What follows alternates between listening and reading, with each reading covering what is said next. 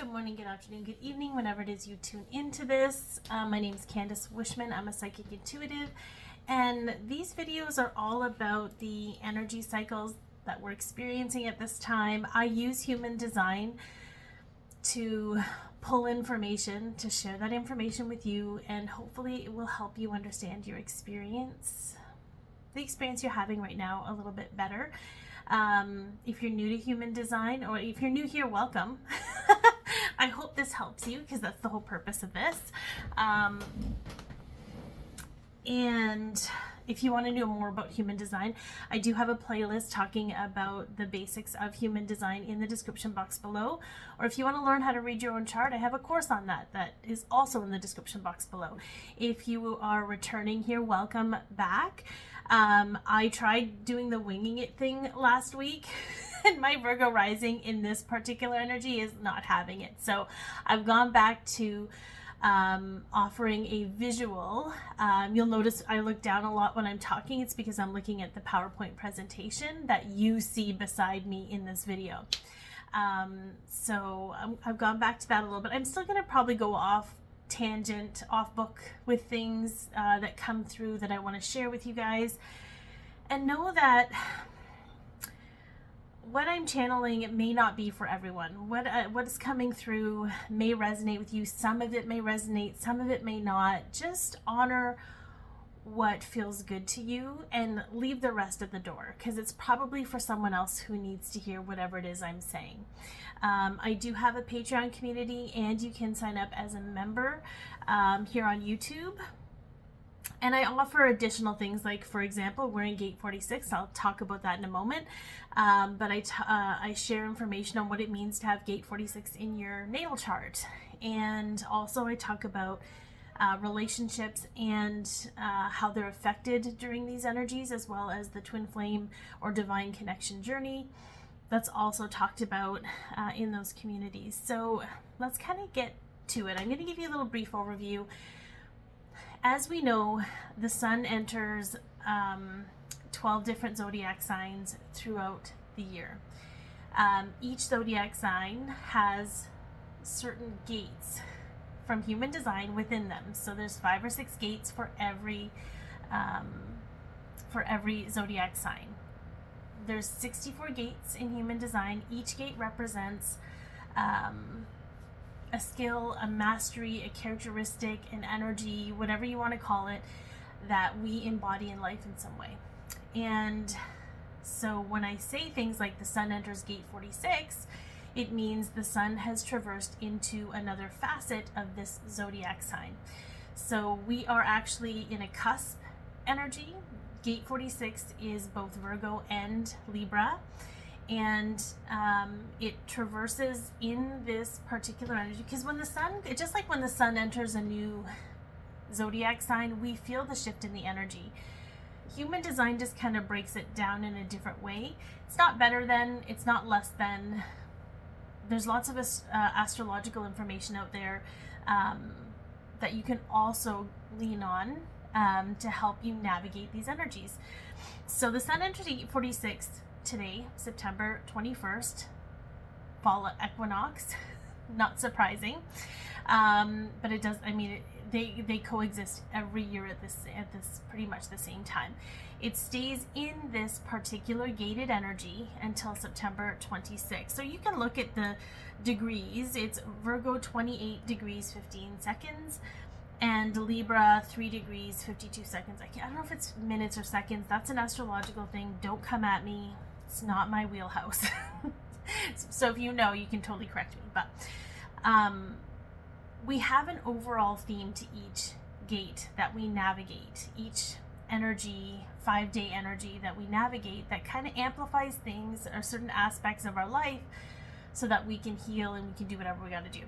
So this gate 46, the overall theme, I'm going to go back one. We're healing the victim of over seriousness and how it disconnects us from feeling our physical body. To embody life and to let it show you the magic in you and others, seeking the source frequency in a highly dense critical world, it must be embodied from within. So this particular energy is interesting because it's all about the physical body. But as we know, the physical body doesn't operate by itself. There's the mental body and the emotional body, and of course the soul, right? But when we're in this physical world, and we're kind of combining them all. That's part of our ascension process, is to bring the soul into all these aspects, to give us how do I put this? To give us an observer view of everything, to give us an additional layer to the experience we're having, right? You have 2-dimensional, 3-dimensional, 4th and 5th dimensional, right? It's bringing in all of these elements to layer upon one another.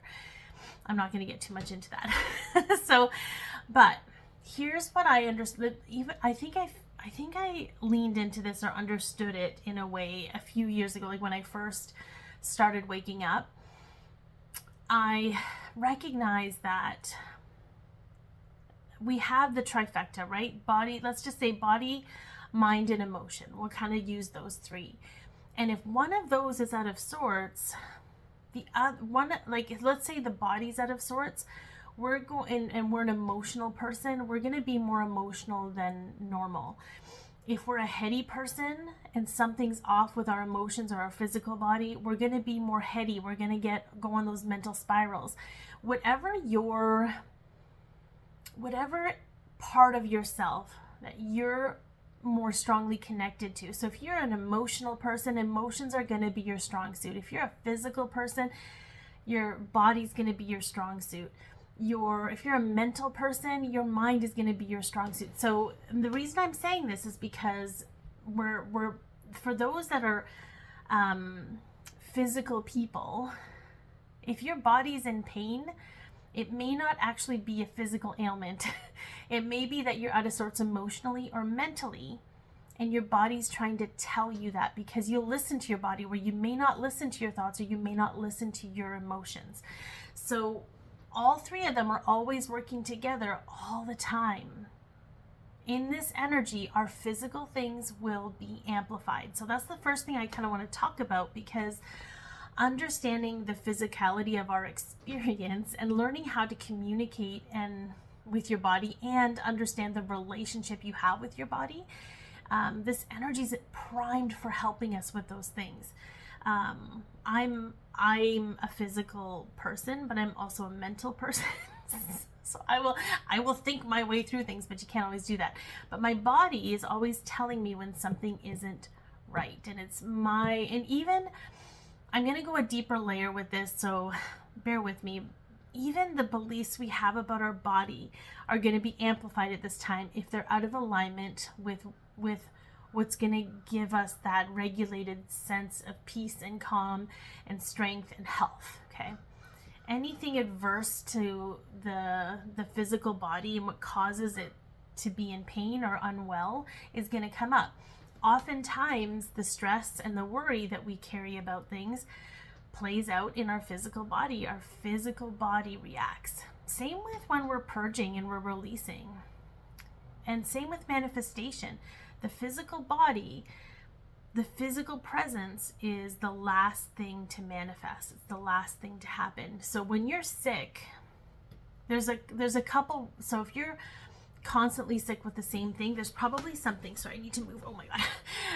So my foot was falling asleep. There's probably something that you're stuck on energetically that your body's continually trying to tell you. I have this book. I don't know where I would put it over here. Hang on. I highly recommend. I don't get any like. Sorry. I'm like, did you see my whole back? Okay, this one here. Metaphysical anatomy. I don't get any things for that, any money for that, or I'm not sponsored. It's just something I find helps me understand the metaphysical side of what's happening with my body. Okay. But if you're sick and it's not a chronic thing, it's not all or nothing. These are just examples, but chances are you physically purged something out of your experience, and the last place to leave is the body. So this whole 5-day energy is about connecting with your body in a way, even as I'm going to be very vulnerable with you right now, even as I look at myself and I'm like, oh my God, I'm like, I look so chubby and so bloated. That is not a measure of my value. I am worthy of love and acceptance, and how I look does not minimize the power of what I'm sharing right now. So we're just going to have that moment. Okay.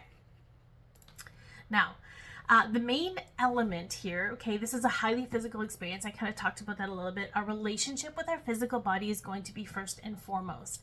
So pay attention to what you're thinking about when it comes to your body. What are you experiencing? How are you feeling? Are you feeling agitated? Are you feeling frustrated? Are you judging yourself harshly? What is going on when it comes? Is your physical body in pain somewhere? Is it? And honestly, this isn't to tell you to not go to the doctor, because if that can give you a peace of mind, if it feels resonant for you to go and talk to a medical professional about what's going on, please do that. I'm not going to sit here and tell you don't do that. It's just energy. I think everything coexists, and I feel you deserve to have a peace of mind if you feel that's what's going to bring that to you. Okay. Our physical body is how we experience this life in a way of matter. So it's a great time to develop, and for some, heal that relationship that we have with our body. Okay. How this may affect you, okay? Because it's going to be a broad spectrum of things. Our physical body is at the center of everything we experience in this life. It's how we move through the world. It's how we sense the world around us. It communicates with us when we can't hear or sense our emotions. It responds to our thoughts to tell us what's in alignment or not. And I have to tell you, this past couple of years, I've been working really hard at communicating with my body. I know that I'm taking a little bit of a side note, this tangent, this kind of happens sometimes. So what I mean by that is I will lay down and I'm like, what do you need? Because our bodies are designed, like, we've been so distorted on how we connect with our body. We've been so disrupted. We have been taught that we have to control our body because our body doesn't know what it's doing. Because it's, it gains weight and it feels all these things. But it's really just a symptom of the issue. It's showing us that something isn't okay. I'm gonna go on a limb, and if this isn't something you agree with, it's okay. You can just let this go, because this is what I feel is true for me and what I'm witnessing. Fibromyalgia, lupus, all of these things are energetic in the body, where the body can't sustain the environment or the trauma being held inside of it. And so for me, what I've been doing, even when I go to eat something, I will feel into it, and I do like where I let my body sway, tell me a yes or no. Is this what you want right now? Is this going to serve you? Is whatever's in this food, is this what you, and I've been working on that, because our body knows. Our body is something that, despite being observed and, science, I'm not thinking of the right word, but dissected, and for hundreds and thousands of years, the body has been under the element of education. I don't know what the word is. Maybe you guys don't know the word. The word's not coming to me, and it's still an enigma. It's still something of fascination, because it's its own entity, and it's sort of allowing ourselves to shift into that respect for our body instead of feeling like our body has betrayed us. It's really trying to help us, show us what's happening in our world around and how it's affecting us. So, so some of the things that may affect you: feeling unloved or disconnected physically, feeling like you're not lovable because you're not physically attractive, or because you've been rejected physically. Okay, there's going to be a lot of things that you learned about your body from other people that are going to come up right now, and you get to say, okay, this serves me or it doesn't serve me at all anymore. And I'm not going to, like, even when I was sitting there and I'm judging the way that my physical body looks on camera, I'm like, nope, I'm not going to do that, because my body is really just a reflection of my environment, straight up. And this is going to be so funny, and it also doesn't diminish my value. So it may be this has been ingrained. This was ingrained in my mother. This was ingrained in my grandmother. This was ingrained in my dad and his parents. Like, the relationship I have with my body, okay, is something that was curated for me. But now that I'm aware, I get to decide, is this what I want to continue doing? Anyway, fear of being sensual or intimate with yourself or others. There could be an overexertion of needing the physical contact, needing to feel physically connected with other people. And there could be an aversion to that and a fear of that experience because of trauma or because of how it's made you feel before, especially if you felt disconnected or in opposition to your body. Needing to be overly serious about everything to prevent experiencing emotional pain or physical rejection. Overly serious, overly cautious, overly controlling, trying to create a better experience. The problem is that it's focusing and sending the energy to the wrong place, the wrong, out of alignment place, out of the, trying to avert it almost makes it more so. Judging sexuality of any kind. We're going to see an amplification of a lot of that stuff right now. For some, rejecting we're going to get to that second, sorry. This kind of just popped in where you may have been able to tolerate hugs from people. There may be some people you don't want to hug now. If you're in a toxic relationship, you may not like the physical touch of the person that you're with because your body's amplified, your body's energy is amplified at this time. So it's going to alert you in the way that it can, sometimes you're like, I can't even physically be around this person. That's a reality, because there's a vibrational mismatch between the two of you. Not because the person's a bad person. I mean, that if they're abusive, if there's narcissism involved, there's a whole other element to that. I don't like focusing on the other person as if they're going to be able to make you feel better. So we're going to kind of leave that at the door. Rejecting the feeling body experience, emotional bypassing.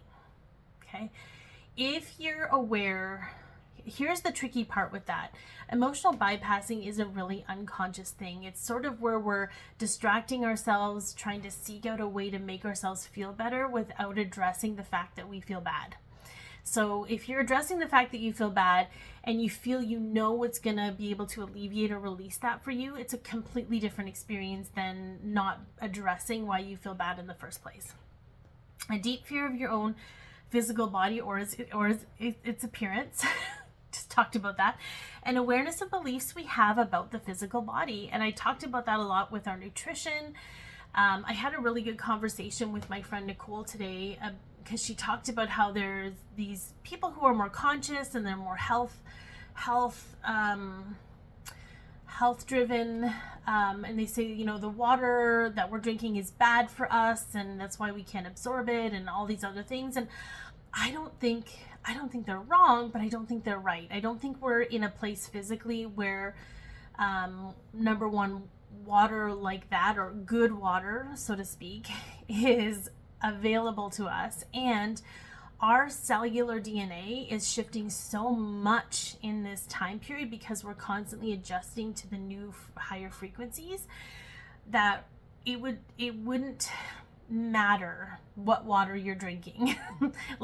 Because everything is shifting and everything's it's sort of just letting yourself breathe and ride through it, knowing there isn't going to be one way that saves us from our physical discomfort at this time. We're going to do things that ease things in the moment and that let us go in the flow. But I don't believe in creating fear about what we're drinking. I feel like when we touch what we're drinking or eating, when we set the intention, I think that will have far more reaching, a better experience for us than to be afraid of the things we're putting in our body. Our bodies are not pure. They adapt with the energies. I know I'm in a more dense environment when I eat denser foods. When I want to have fast food, it's because my body needs to process the energy in a way. Our bodies are not pure. The way I explain this to my friend Nicole is I remember when I was a teenager and I have a varicose vein on my leg, and I'm like, oh my God, as a teenager, I look like an old lady. It was like one varicose vein, but that's how our brains think at that time. And I'm not going to judge myself for it. I just giggle now. I'm like, oh girl. Anyways, so I read that there was a certain kind of tea you could drink that would minimize your varicose veins, but the tea is only effective if your digestive health is 100%. Like, our bodies aren't pure enough because the world we live in isn't pure enough. We are adapting to our experience. Our bodies are always adapting to what we're experiencing. So letting yourself, and I'm not going to judge anyone for what they choose to do, but trying to control your body with the food you put in it is not going to give you the long-term results you're hoping for. I know so many people who are trying to lose weight and who are trying to go about things in the way that they've always gone about things to lose weight, and it's not working. So give yourself a break, love yourself no matter what, and feel into the beliefs you have about the physical body and how you're meant to operate within it, because our view of it has been so distorted through the diet and exercise culture that we were all raised in. So, okay. Witnessing others. So you might be cut off from people. People might be rigid with you because they can't deal with how they're feeling. So they're going to project onto you as if you're the problem. You might find people blaming other people for how they feel. People stressing or worrying about their physical body. This can be a health scare, or being afraid of their health, or fearing that something's wrong. And there's nothing wrong with that. I think, again, we've been conditioned and programmed throughout our childhood and adolescence to be afraid of the ailments in our physical body. And sometimes there's good reason, and sometimes it's just your body telling you what you're releasing and letting go of, right? Or upset with their physical appearance. I suspect bloating might be an issue. Pretending they don't feel anything, but they're highly reactive. Acting like everything's fine, but they're highly reactive. That's an unconscious response, right? There's emotion in them that needs to come out, and they're ignoring it. So it's going to find its way out like a potato gun. Highly reactive responses to things or people. Just people losing it about things. Maybe even rattled a little bit, but it's just the energy shaking them into a new space. Okay? What you can do about it. I kind of talked about it a little bit through this video. Witness where you're being overly serious as a means of trying to avoid how you're feeling or what's going on with you physically. Okay. Pay attention to where you're trying to be definitive about something. And we'll talk about the human design part in a second, because that might play a role for you depending on where you're at with your natal chart. But a lot of people, and we do this with our relationships with others. We do this with we try to adapt in a way that we think is going to make things go away. And becoming, like, for me, the over serious, I don't even have this gate in my chart, but I have things where I get so fixated about things because I'm avoiding the fear of the unknown, or I'm avoiding how I really feel about things. If I'm just, it's like a myopic focus. Observe how your body feels and how your mind or emotions respond to that. They're always working together. So if you could find a way to connect the dots when you're having these experiences, if it's an emotional experience, where are you at mentally? Are you spinning on something? Where are you at physically? Are you is your body needing something? If you're spinning in your thoughts, are there some emotions that need to be addressed or felt or experienced or released or expressed? I think I said anyway. Does your body need something? They all work together. So kind of that trifecta, whenever you have something going on with you, take into consideration the other two parts. What's going on here, and how are they all working together to bring awareness to you? Release any control you are trying to assert over your emotions. We can't do that anymore. This energy is not allowing that to happen. And I know it's not always the ideal time, but sometimes emotional expressions and experiences are just as important for the people around you as they are for you. Reflect and release. It's kind of like, it came up as like catch and release. Reflect on what it is you need to know and then let it go. Because if it's meant for you to figure out, it'll come back. But there's no need to hang on to it, and your body's going to be affected otherwise. Okay. So Human Design Natal Associations, Gate 46 is housed in the G Center, and the G Center is about love, direction, and identity. So many factors, those factors include embodiment of some kind. This gate is the gift of embodiment. What are we embodying? What are we understanding? And is what we're embodying what we want to embody? Is this what we want to physically experience? This is about embracing life and the moment, letting things shift and integrate, because in order to embody, you have to integrate on some level. That's just how it is. If you have Gate 46 in your chart, embodiment is an important part of your life. All right, so if you have a defined G Center, your G Center is going to be filled in your natal chart. Your embodiment will be self-focused and have more to do with what's going on within you. Okay, so if you're experiencing whatever this energy is, you need to look inside yourself to see where it's coming from inside of you.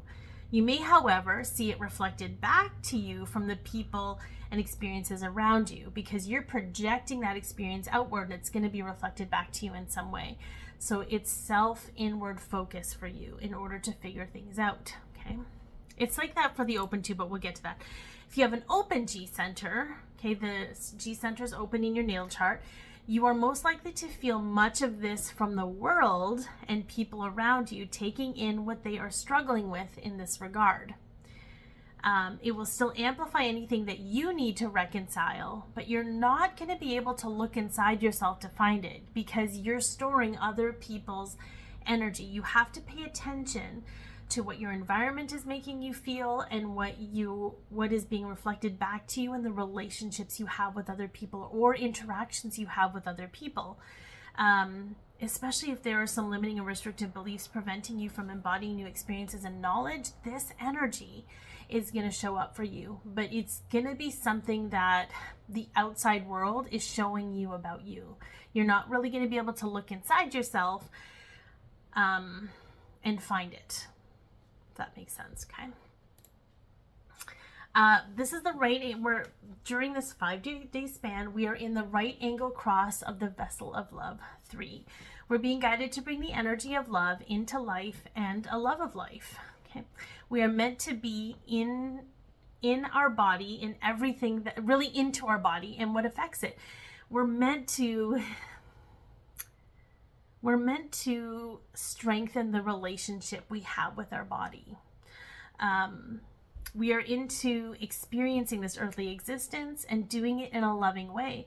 We are here to be love, and the key for us is that it has a seriousness to it. Seriousness out of love, not fear. We are taught to get serious when we're afraid of something. But what happens when we're serious out of love, right? We're here to know how to love being alive, which I think is really magical. Okay, so if this helped you, please share, like, or subscribe. You can follow me on HD Heals. It's on Instagram. It's mostly for kids. I do a lot of stuff with kids and working with parents to help them understand their kids better and support them in the best way possible. And you can read my blog on my website, www.candywishman.com. I hope that you have a wonderful day, and I'm sending you all lots of love, and take care.